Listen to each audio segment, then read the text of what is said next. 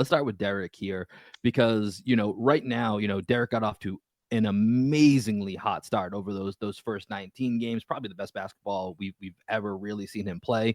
And then right at the end of November, I know he ended up with a foot injury. And since then, it's been at least from an offensive shooting point of view, the numbers have tailed off a little bit here in the last month plus or so. And so there's quite a difference between the first 19 in the last 19. So two questions here that I want to get your take on here, Richard. Number one, any lingering issues with that foot that isn't really just being reported on, that has been something that Derrick's been dealing with? Any updates you can provide for us on that front?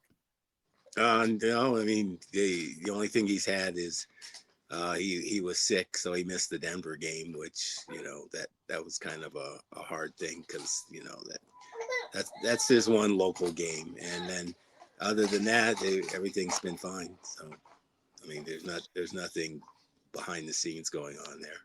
Good. No, I mean, that's great to hear. I know that's one thing, just like when you hear about a foot injury, because there was an injury reported after the Bulls game. I think it was an NBA Cup game, November 29th.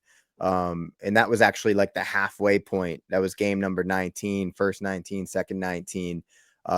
So like the first 19 games, he was shooting well over 40% from three. He actually had 11 out of 19 games in those first 19 where he had 4 or more three-pointers made, which is just an amazing amount. That's like unsustainable to some degree, right? Second 19 games, he's shooting 32.9% from three. He's only had 5 games of 4+3. So it's good to hear that there is nothing going on with that foot, because when you hear foot injury, you're always just worried about that. So